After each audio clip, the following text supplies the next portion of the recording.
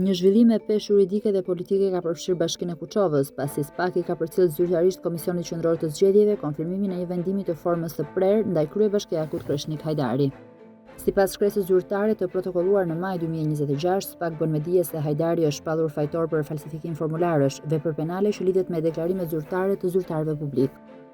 Vendimi i gjykatës së posaçme i marrë në janar të vitit 2024 dhe i formës së prerë në korrik të po atij viti, e ka dënuar fillimisht me 9 muaj burg, më pas është reduktuar në 6 muaj dhe të pezulluar me shërbim prove.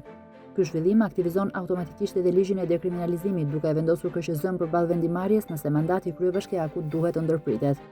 Çështja vjen pas denoncimeve të vazhdueshme nga kundërshtari i tij politik Lefter Malishi, i cili ka pretenduar edhe mosdeklarim të një dëmi të mëparshëm në Greqi, duke kërkuar shpalljen të pavlefshëm të mandatit dhe përsëritje zgjedhjesh në Kuçovë. Tashmë topi vendimarrjes i kalon kreut të KQZ-s, Ilirian Celibashi, i cili pritet të shqyrtojë nëse mandati i Hajdarit mbetet në fuqi apo ndërpritet para kohe. Vendimi që do të merret pritet të ketë ndikim jo vetëm në fatin politik të kryebashkiakut, por edhe në zbatimin praktik të ligjit të dekriminalizimit në rastet e zyrtarëve të zgjedhur.